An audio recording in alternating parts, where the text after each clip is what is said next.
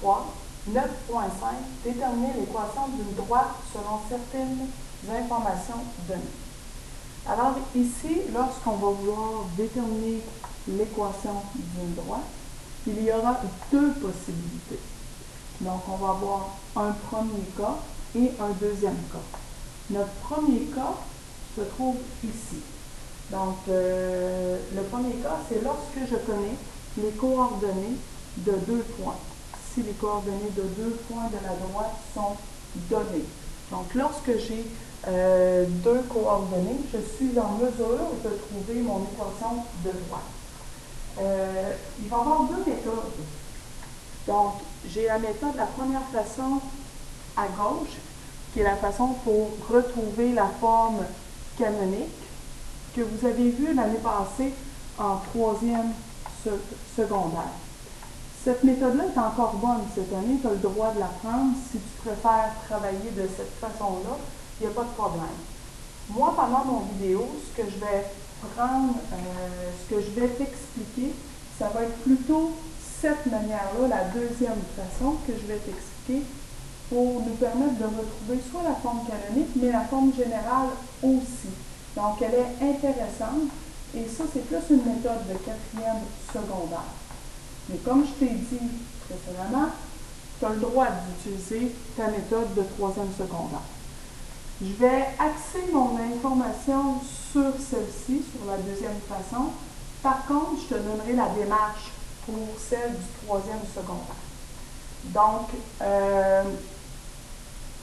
on peut regarder rapidement comment on faisait en troisième secondaire. On retrouvait la pente, mais là, pour toi, en troisième secondaire, tu retrouvais le taux de variation. Et on s'est dit précédemment que taux de variation, pente, c'est la même chose. Donc, Y2 moins Y1 sur X2 moins X1.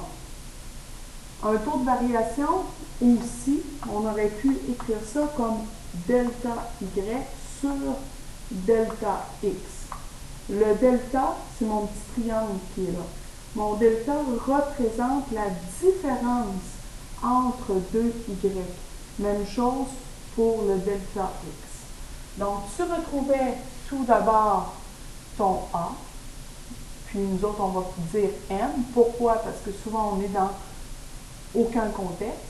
Et pour retrouver la valeur de ton B, il fallait que tu écrives, que tu remplaces ton X et ton Y par un point, puis que tu isoles ton B.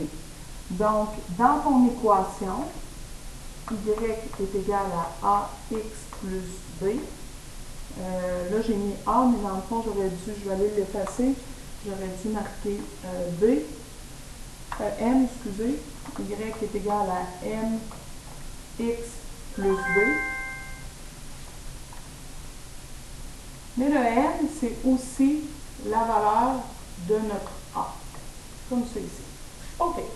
Donc, je remplace ma pente, je remplace mon X et mon Y, je peux isoler mon B et ça me permet d'obtenir mon équation comme on faisait l'année passée. Je vais aller me concentrer, je vais aller vous montrer, vous expliquer rapidement, puis ensuite on va le faire à partir d'un problème, c'est qu'on va utiliser cette formule-là pour trouver nos équations. Donc, ça fonctionne de la même façon que celle de la méthode de secondaire 3, où est-ce que j'ai besoin de deux courbes. Mes deux courbes, ben, ça va être X1, Y1 et X2, Y2, que je vais aller remplacer ici dans ma formule. Il y en a qui vont peut-être se poser la question, pourquoi j'ai un X puis j'ai un Y avec rien dedans? Je les remplace tous les autres? Non, je ne les remplace pas, parce que dans le fond, c'est mes valeurs, mes variables qui apparaissent pour que ça me donne mon équation Y est égale à MX plus B.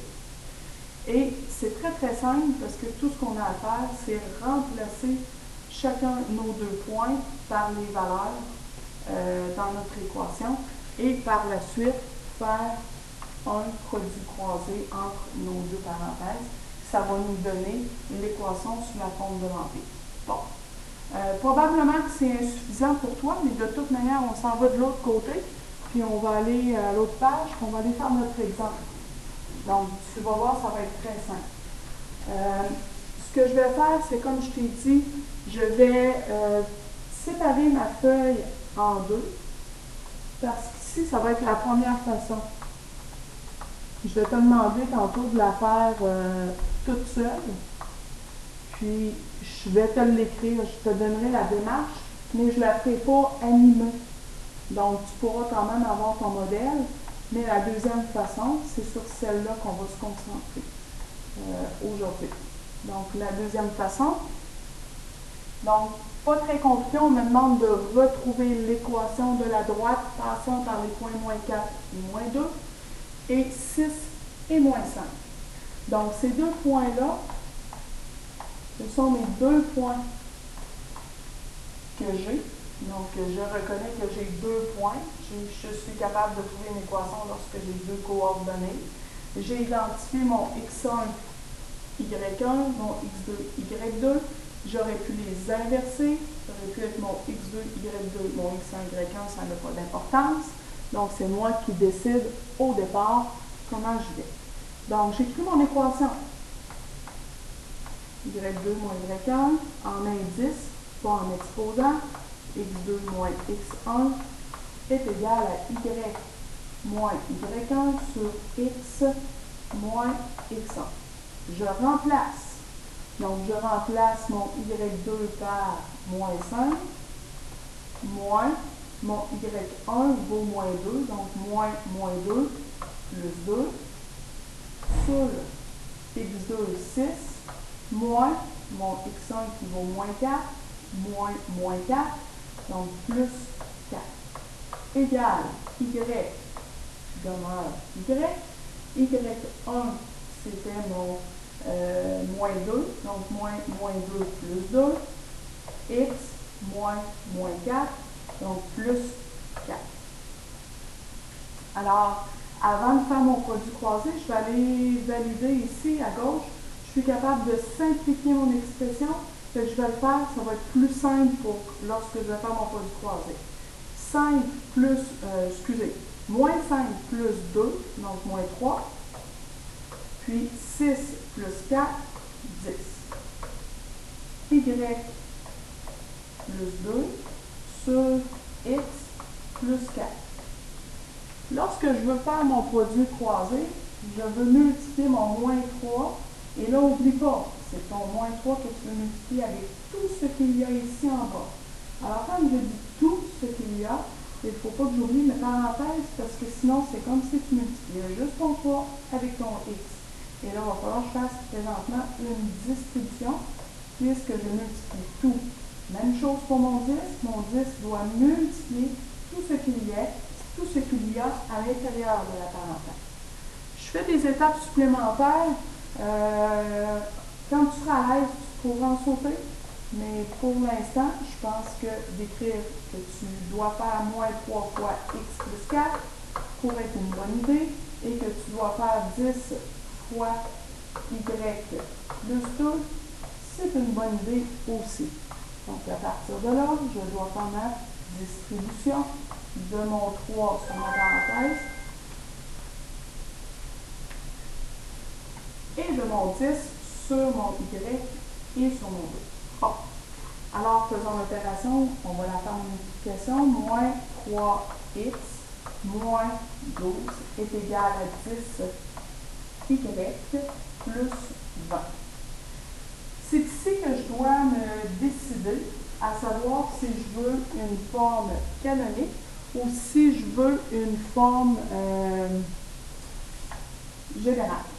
On va faire les deux, nous, pour vérifier, pour montrer comment s'y prendre, mais souvent, ça va être toi qui va décider celui que tu veux trouver, puis ça ne sera pas imposé, donc tu feras le choix. Cette méthode-là, comment les retrouver, on l'a déjà pratiqué lors du premier cours. En général, ici. Donc, je te rappelle que ma forme canonique, c'est y est égal à mx plus b. C'est ça ma forme canonique. Alors, si je veux ma forme canonique avec l'expression qui est ici, moins 3x moins 12 est égal à 10y plus 20, je dois absolument aller isoler mon y. Donc, je vais commencer par me débarrasser de tout ce qu'il y a autour. Je vais faire moins 20. Donc, moins 3x moins 32 est égal à 10y. Par la suite, je vais aller diviser par 10 partout. Donc, chacun de mes termes, je vais diviser par 10 et je vais obtenir mon équation. Ici, ça se simplifie. Donc, moins 3 dixièmes x et moins 16 cinquièmes. Donc, mon moins 32, ABC 10, me donne une fraction simplifiée à moins 16 5. Voilà pour la forme canonique. On est arrivé où on peut. Maintenant, on va aller faire la forme générale. Donc, la forme générale, je repars avec mon moins 3x moins 12 qui est égal à 10y plus 20. Et j'oublie pas que ma forme générale, c'est ax plus by plus c est égal à 0. Alors, il faut que je m'arrange pour tout envoyer du même côté. Te souviens-tu que lorsque j'ai dit qu'on avait la forme générale, on s'arrangeait habituellement pour avoir un A positif. Présentement, ce qui est devant mon X est négatif. Donc, j'aurais intérêt à l'envoyer à la droite si je veux qu'il devienne positif. C'est comme ça que j'ai décidé que finalement, ça va être mon moins 3x et mon moins 12 que je vais envoyer à droite au lieu d'envoyer mon 10y et mon 20 à gauche parce que mon A demeurerait négatif.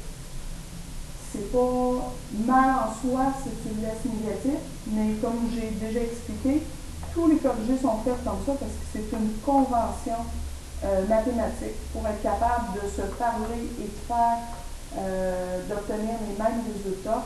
Ils se sont entendus à laisser le A toujours positif. Donc, plus 3x de l'autre côté, ça disparaît. Il me reste moins 12 qui est égal à 3x plus 10y plus 20.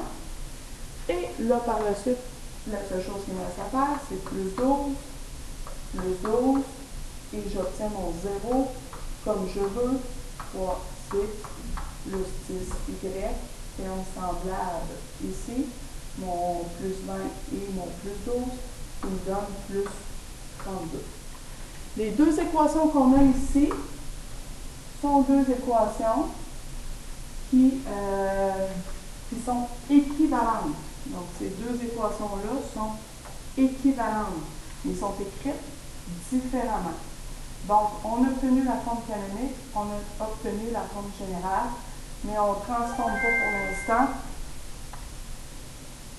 Pour l'instant, on ne transforme pas en forme symétrique, on s'en tient à ces deux formes-là. Là, je t'invite à aller faire la méthode de secondaire 3.